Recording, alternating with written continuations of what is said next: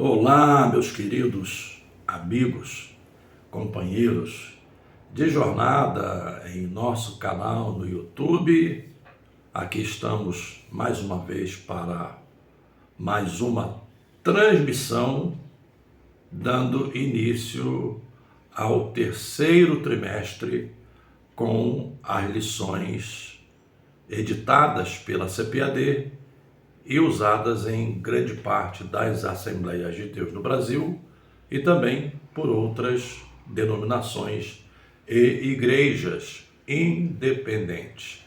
É uma alegria tê-los conosco nesta caminhada e não me custa lembrar mais uma vez: inscreva-se no canal, ative o sininho para receber as notificações quando os vídeos forem disponibilizados e também curtam, comentem. A sua curtida e o seu comentário ajudam a ampliar o alcance dos nossos vídeos nesta plataforma. Então você é um companheiro que interage e coopera para que a nossa mensagem alcance um maior número de pessoas.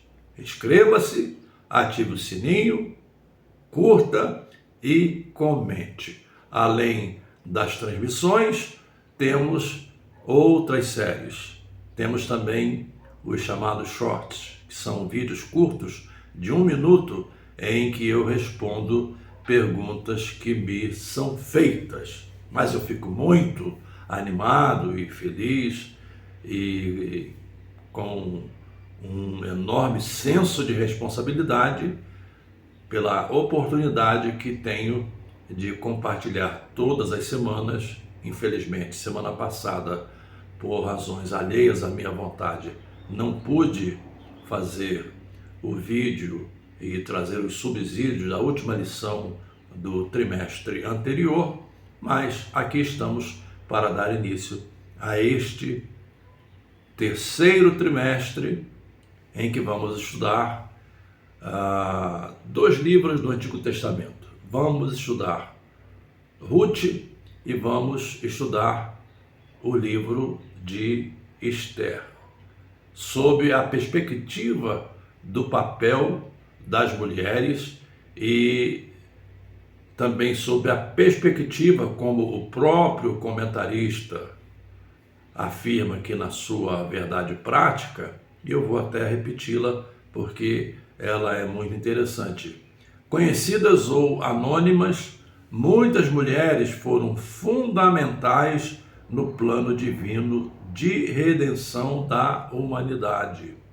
E eu acrescentaria, hoje, em plena era da igreja, as mulheres têm também um tremendo papel a desempenhar, e diga-se de passagem, elas desempenham esse papel. Às vezes não são vistas, às vezes são colocadas em segundo plano, às vezes não se dá a elas o devido valor, mas eu me lembro que tempos atrás, quando escrevi uma das revistas, uma das lições, a revista tratava da igreja, uma das lições teve por tema a igreja e o ministério feminino.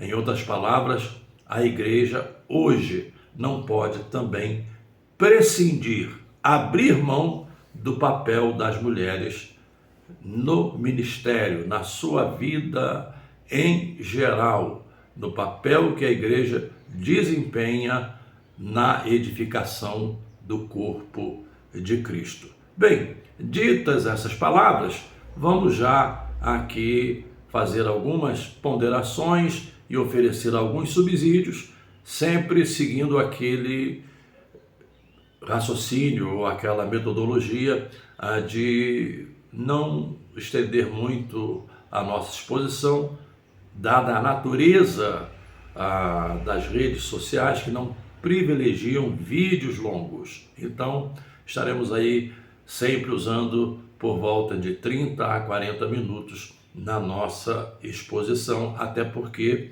são subsídios. Algumas coisas a serem observadas. A primeira delas é a distância cronológica entre o livro de Ruth e o livro de Esther. Esse é um ponto a ser ponderado, porque enquanto o livro de Esther muito provavelmente foi produzido ao redor de 400 anos antes de Cristo, o livro de Ruth e a sua história foi narrada por volta ao redor do ano 1000, ano 1250, nesse período aproximado, antes de Cristo. Então isso presume que nós temos uma distância enorme entre um livro e outro. Eu diria que nós podemos aí presumir, podemos estimar essa distância entre 400, 600, 800 anos. Ou seja, são muitos anos, é muito tempo, é uma distância enorme na história dessas duas mulheres, e histórias essas que estão linkadas à história de redenção contada na Escritura. Então esse é o primeiro ponto que eu gostaria de considerar como subsídio. O segundo ponto que eu também gostaria de considerar como subsídio é que nós não podemos incorrer naquilo que chamamos no mundo acadêmico de anacronismo. O que é anacronismo? Anacronismo é você tentar interpretar uma coisa escrita aí há 2, 3 mil anos, aproximadamente, com a visão do mundo contemporâneo. Nós temos de interpretar, claro, à luz da Bíblia, mas não tentar transpor para a realidade daquela época. E perceba que são duas realidades distantes em termos históricos e culturais. Ruth, por volta de 1000 anos, 1250 a.C., Esther, 400 anos aproximadamente, estimadamente, antes de Cristo. Então temos aí 600, 800 anos de diferença entre ambas as histórias, entre ambas as narrativas. Por isso, nós não podemos pegar elementos culturais do mundo contemporâneo e tentar interpretar essas histórias usando as ferramentas culturais do mundo contemporâneo. Isso se chama anacronismo. Um terceiro ponto que eu gostaria de acrescentar como subsídio: em estudos específicos de livros da Bíblia, não cabe o uso da teologia sistemática. Repito, em estudos de livros específicos da Bíblia, não cabe o uso da teologia sistemática. E você vai me perguntar, e por óbvio eu vou lhe dar a minha resposta. Por quê? Porque a teologia sistemática estuda temas específicos da Escritura à luz de toda a Bíblia.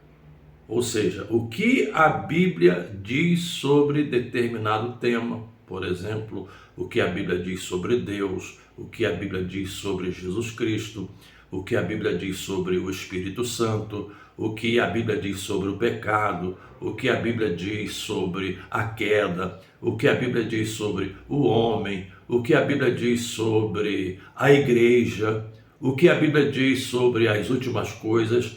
Então, esses temas são tratados à luz da Bíblia toda, ou, usando uma expressão muito comum no meio acadêmico, tota escritura, ou seja, a escritura toda. Mas quando estamos tratando de livros, a melhor maneira da nossa aproximação em relação a esses livros é o que eu chamo de teologia bíblica. E eu não estou sendo aqui inovador, eu estou apenas trabalhando conceitos que aprendi e continuo a aprender, porque nunca parei de estudar, continuo estudando, Ainda hoje estou envolvido num mestrado na Carolina do Norte, na Carolina University. Então, eu continuo estudando. Teologia bíblica trata especificamente sobre a revelação de Deus naquele livro, ou num grupo de livros, por exemplo, o Pentateuco, que foi escrito por Moisés, são 5 livros. Então, você vai usar a teologia bíblica, que é um método indutivo, não é dedutivo, é um método indutivo, ou seja, você vai buscar entender o que a Bíblia diz naqueles livros sobre diferentes assuntos. Ou seja, qual é a revelação de Deus em Ruth? Qual é a revelação de Deus em Esther? Então, essa premissa precisa ficar bem estabelecida. E há poucos dias eu estava transmitindo uma aula online e eu dizia que nós temos aí uma sequência. Primeiro vem a exegese, depois vem a teologia bíblica e, finalmente, a teologia sistemática, que se baseia na teologia bíblica, a qual, por sua vez, se baseia na exegese. Então, esses pontos também eu não estou aqui inovando. Outros já disseram isso, eu estou apenas me abeberando nas fontes dos gigantes que vieram antes de mim e antes dos teólogos contemporâneos. Ou seja, a perspectiva para estudarmos o livro de Ruth e o livro de Esther é exatamente essa perspectiva da teologia bíblica. Então, esses são os pontos iniciais que eu apresento como subsídios no início deste trimestre, com esta primeira lição, cujo comentarista, deixe-me aqui citar o seu nome, você já sabe de quem se trata, pastor Silas Queiroz. Pastor Silas já escreveu revistas para os jovens e agora, neste trimestre, ele estreia entre os comentaristas para lições voltadas aos adultos. E o pastor Silas é de Rondônia, do estado de Rondônia, serve a Deus em Rondônia, e hoje estamos sendo premiados com esta série de lições escritas por ele e dando ênfase.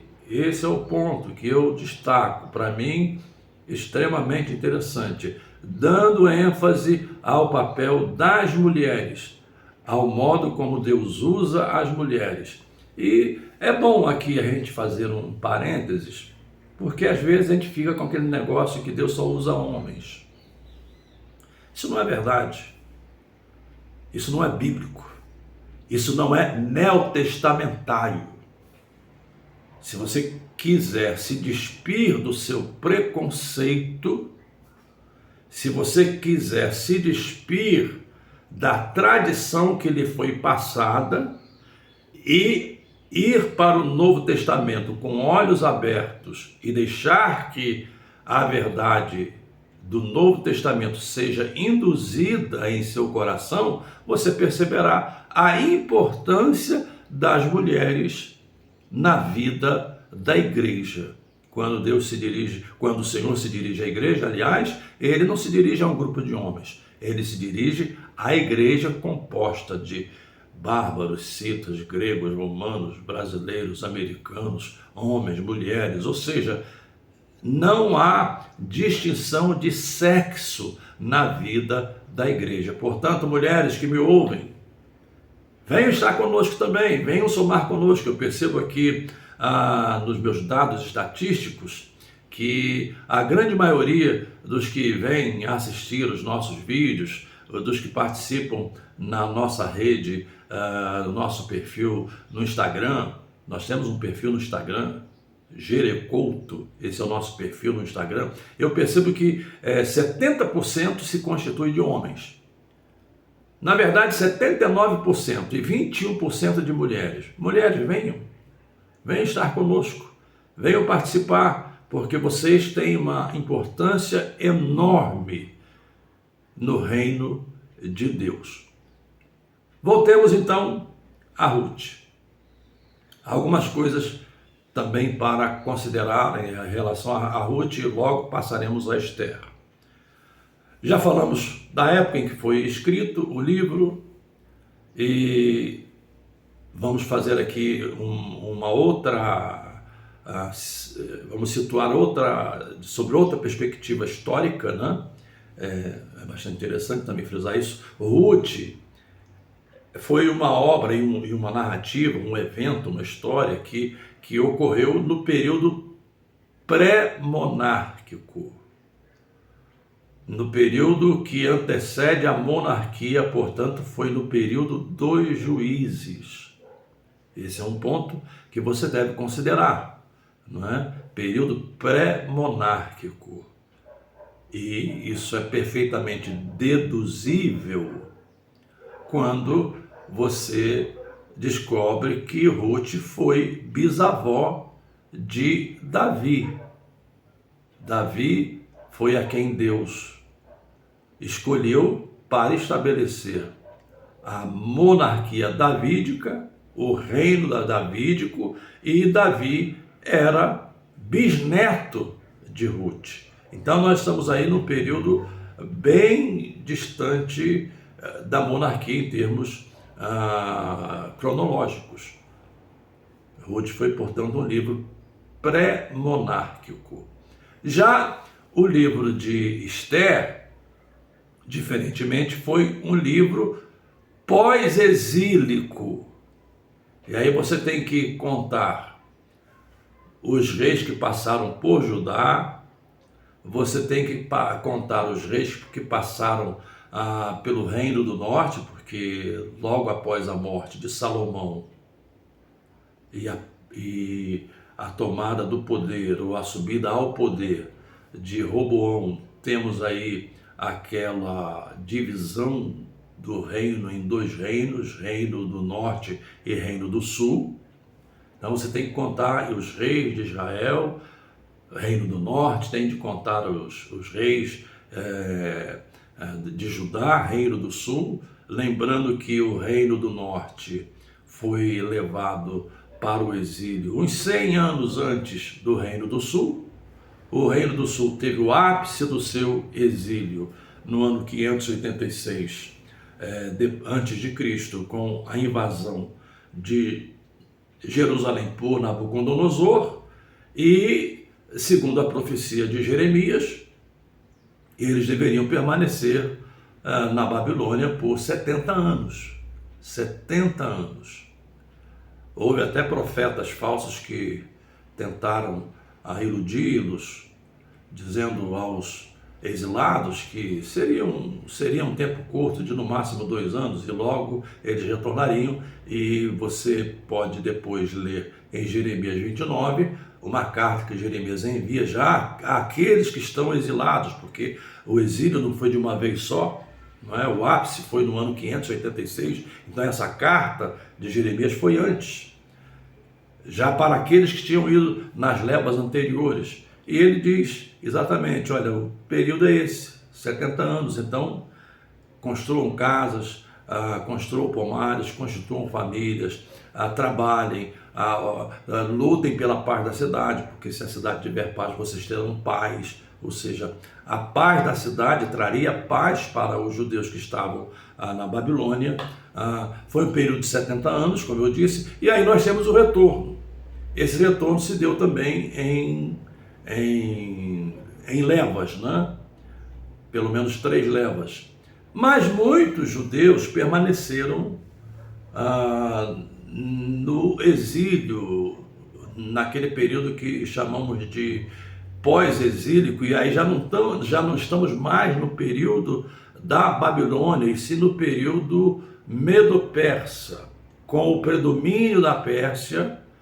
É aquele período em que temos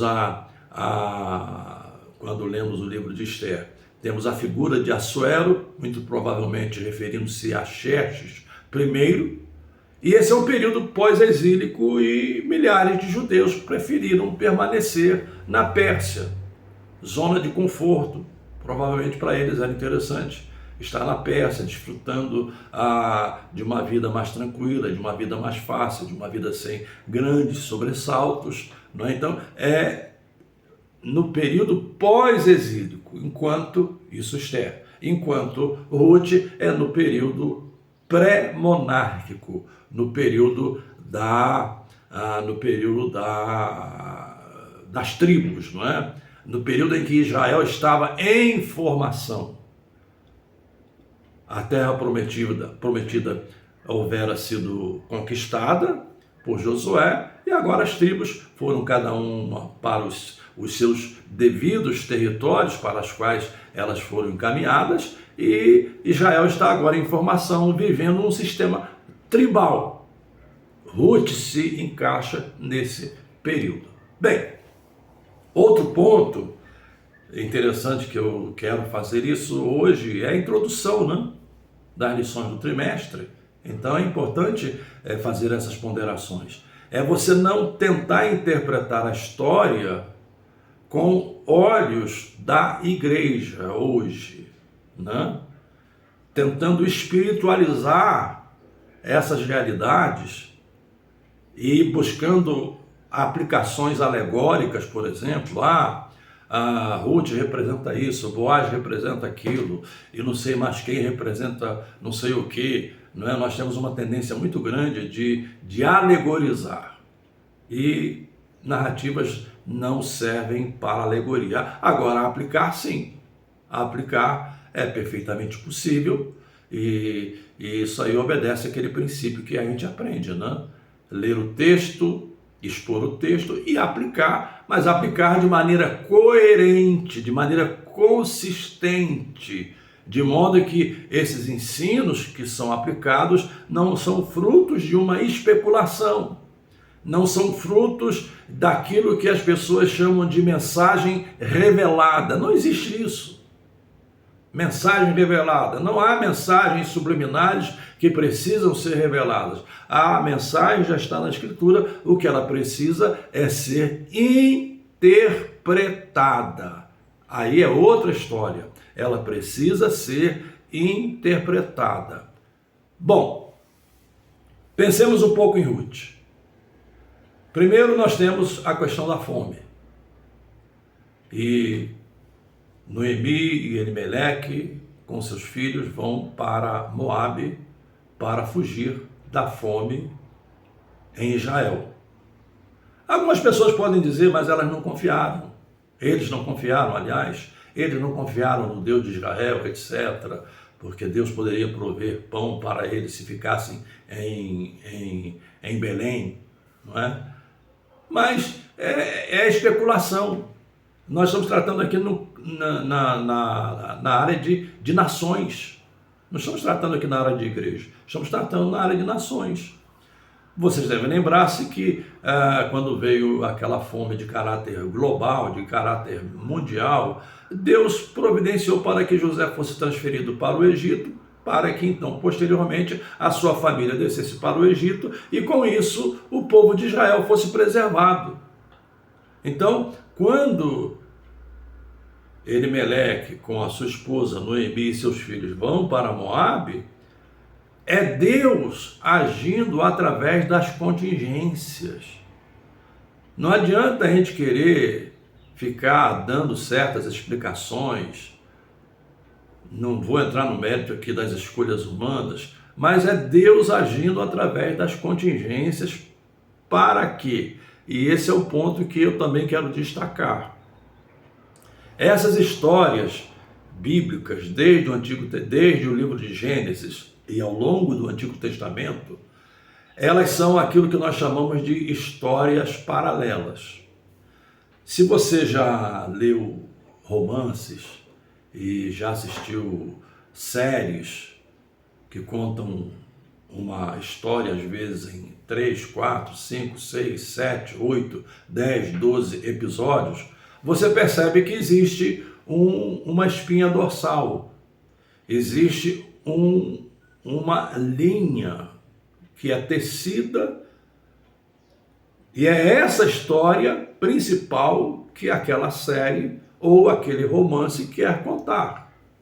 Mas para dar sustentação a essa linha principal, a essa espinha dorsal, existem esses episódios paralelos, esses episódios que não são episódios principais, mas, digamos, são episódios coadjuvantes para sustentar a espinha dorsal, para sustentar a linha principal, o núcleo principal da história que está sendo contada. Então, em Ruth, o que se conta é a história da redenção. Em Ruth, o que se conta é o modo como Deus preservou a genealogia messiânica e, de modo antecedente, como Deus preservou a genealogia que chegou em Davi, que se tornou a casa monárquica davídica e a quem Deus lhe prometeu o reino perpétuo. É tanto que nos evangelhos Jesus é chamado de filho de Davi, não é? Fazendo uma alusão direta ao fato de ele ser descendente de Davi. Então, é essa história que está sendo contada em Ruth. Aí você tem esses episódios em que a família vai para Moabe. Em Moabe, você já leu Ruth? Espero que tenha lido, é um livro pequeno, 3 capítulos, então não é um livro tão difícil de se ler, né? É rápido. Eles vão para Moabe, lá o marido de Noemi morre, depois também os seus filhos morrem, e eles tinham se casado com mulheres moabitas, tinham se casado com Ruth e com Orfa, e Noemi então decide retornar à sua terra. E ao retornar à sua terra, ela deixa as suas noras à vontade para que elas permanecessem no seu mundo. Orfa seguiu o seu caminho, mas Ruth decidiu seguir a sua sogra. Você vai ler, por exemplo, que Ruth foi amarga. Ruth, em algumas situações, ela reclamou de Deus. Aliás, Ruth não, perdão. Você vai ler que em algumas situações Noemi reclamou de Deus, não é? Ela mostrou um coração amargo, não é? E às vezes a gente pensa, mas ela não deveria ter tido aquele comportamento. Ela não deveria, mas quantas vezes eu e você temos o mesmo comportamento, como cristãos hoje? Quantas vezes hoje, com tanto quanto Deus já fez, ainda assim ficamos amargos, ainda assim ficamos ressentidos, ainda assim achamos que Deus não fez tudo quanto Ele poderia fazer, não é? Essa é uma boa aplicação para você entender que as circunstâncias adversas não quer dizer que Deus lhe abandonou, mas para você aprender a confiar em Deus. E você vê isso em Noemi. Embora vivendo em meio a um povo pagão, Ruth lhe acompanha e Ruth faz uma declaração. Qual é a declaração? Onde quer que tu fores, eu vou.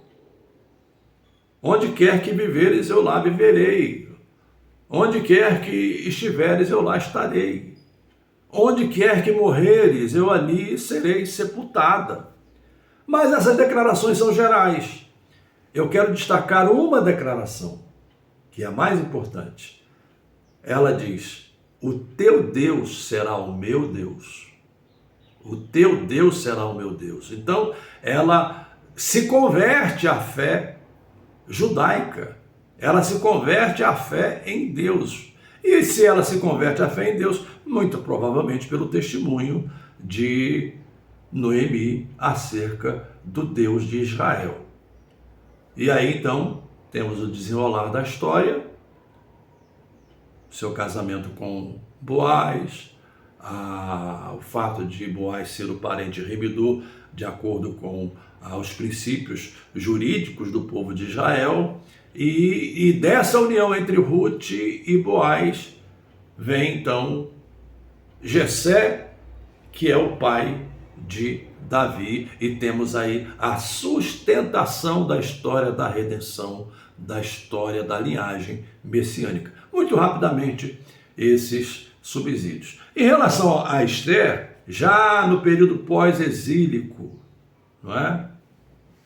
Período pós-exílico, já falei sobre isso, então não vou me reportar. E uma situação em que havia uma trama para tentar destruir o povo de Israel, que lá estava, não é os que estavam em Jerusalém, absolutamente. Nós estamos falando aqui daquele remanescente que permaneceu na Pérsia. Não é? Aqui, inclusive, não tem nada a ver com linhagem messiânica, senão com um conceito de redenção que transparece também no livro de Esther.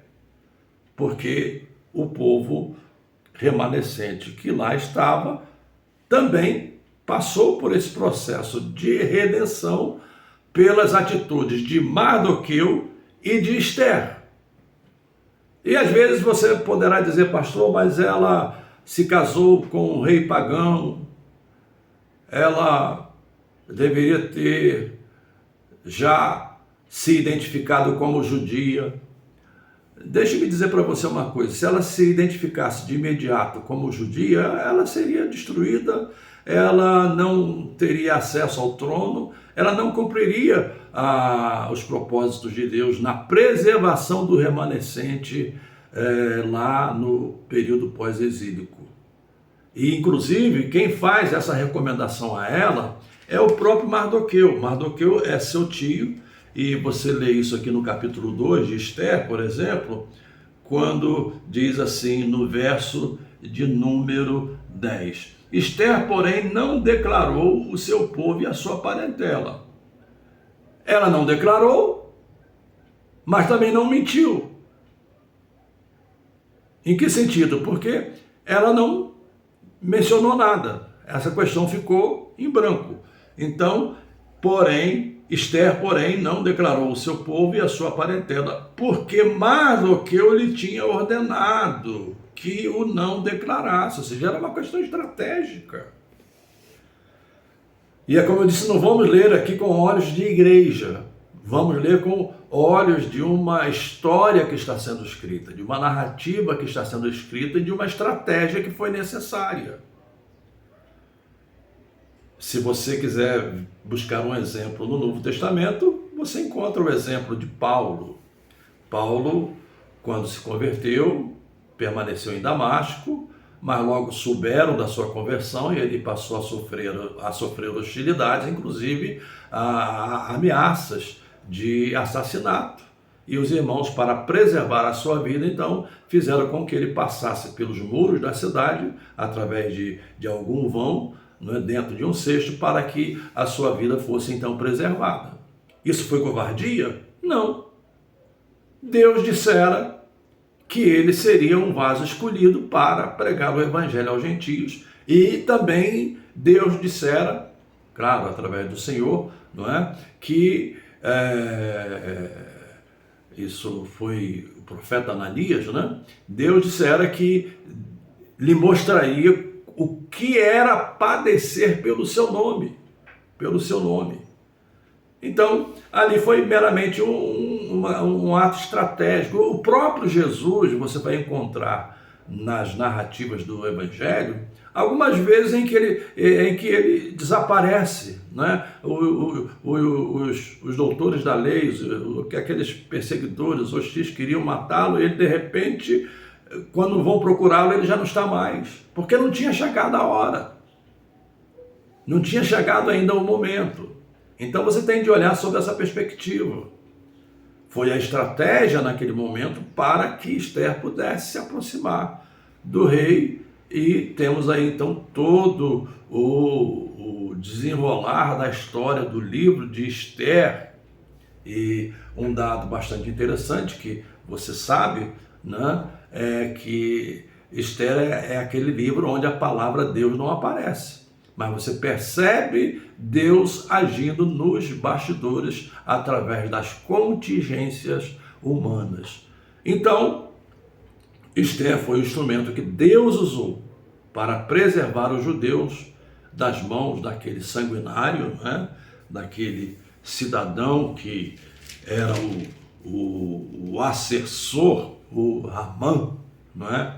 Ele era uma espécie de chefe da casa civil do rei, e a intenção dele era destruir, era acabar com os remanescentes, e talvez por uma razão até parecida com a razão daquele faraó que não conhecia José, e o povo de Israel prosperou no Egito a um número tal, e ele ficou preocupado que esse povo poderia, de repente, até se mover para uma guerra e destruir o Egito. Então, são razões que não estão na narrativa, né? Porque a Bíblia só se preocupa em preservar aquilo que Deus quis que fosse preservado. Esses detalhes não estão aí, você pode até especular, mas é especulação, né?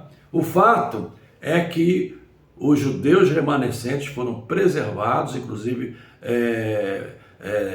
você lê sobre a festa do Purim, não é? Que ela foi criada, né? Ela foi estabelecida como um memorial para que o povo de Israel nunca se esquecesse desse livramento, dessa redenção, não é? Esse é o ponto, a redenção lá no período pós-exílico, e ainda hoje a festa do Purim é celebrada pelos judeus em Israel. Bem, eu creio que por hoje é bastante, é suficiente, já estamos aí com 36 minutos, mas eu quero ler aqui aquele verso que eu chamo de verso-chave, né? Do livro de Esther, capítulo 4 e verso 14. É a palavra de Mardoqueu, para você perceber que eles trabalham com a perspectiva de Deus, não é? Com a perspectiva de Deus. Veja o que diz Mardoqueu para Esther, verso de número 14 do capítulo 4.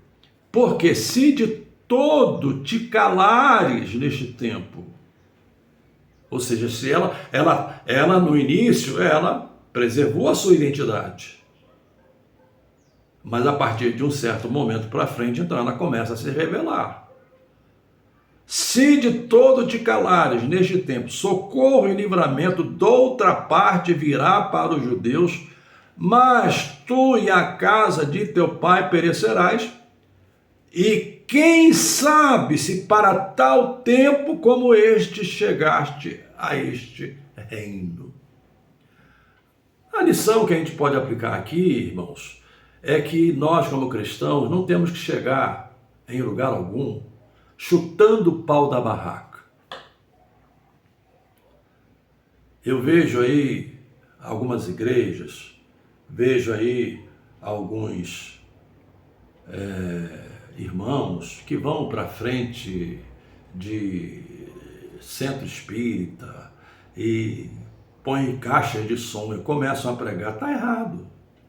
Isso é agressão e é desrespeitar a liberdade que temos nesse país, é o que chamamos de pluralidade religiosa. A lei do país permite isso, então deixe eles no seu canto. Nós temos os nossos espaços, e nos nossos espaços o nosso culto é garantido por lei, né? Eu não me sentiria à vontade se um grupo de pessoas de uma outra fé viesse à porta da nossa igreja e ficasse gritando palavras de ordem, ficassem trabalhando para conseguir desmobilizar a igreja, desmotivar a igreja. Não, de forma alguma, eu não ficaria contente com isso. Às vezes, se há eventos de testemunha de Jeová, há eventos da Igreja Católica e irmãos vão lá para frente do ginásio, do estádio, ficam lá panfletando, está errado. Está errado, não é entrar chutando o pau da barraca. Jesus foi duro com os hipócritas. Jesus foi duro com os fariseus. Jesus foi duro com aqueles que diziam professar a lei, mas quebravam a lei todos os dias e que impunham sobre o povo um jugo mais pesado do que o próprio jugo da lei. Com esses, Jesus foi duro, mas com aqueles cansados e oprimidos, Jesus mantinha diálogo, Jesus conversava, Jesus interagia, Jesus buscava os pontos de aproximação. Você vê isso com a mulher samaritana, você vê isso com o jovem rico, quando ele pergunta: o que farei para herdar a vida eterna? Jesus não condena, Jesus simplesmente diz: vai, vende tudo quanto tens, distribua com os pobres e terás a vida eterna, e vem e segue-me. Então o próprio Jesus não era desse tipo de chegar chutando o pau da barraca, né? Então eu acho que a lição que temos aqui, por exemplo, no caso de Esther, que ela entrou de maneira estratégica, né, para chegar exatamente no lugar onde ela precisava estar para ser instrumento de Deus na redenção dos remanescentes de Israel, dos judeus que estavam no exílio. Bem, feitas essas considerações e essa visão panorâmica, prossigamos. No próximo domingo e na próxima semana, nós já vamos entrar aqui, né, na lição de número 2, e a lição de número 2 tem por tema o livro de Ruth. Por isso é que eu não fiz muitas considerações, não é? Porque vamos já na lição do número 2 tratar do livro de Ruth. Inscreva-se no canal, ative o sininho e curta, comente, para que nós possamos ter aí um alcance maior com a nossa transmissão. Um abraço a todos e um beijo no coração de cada um.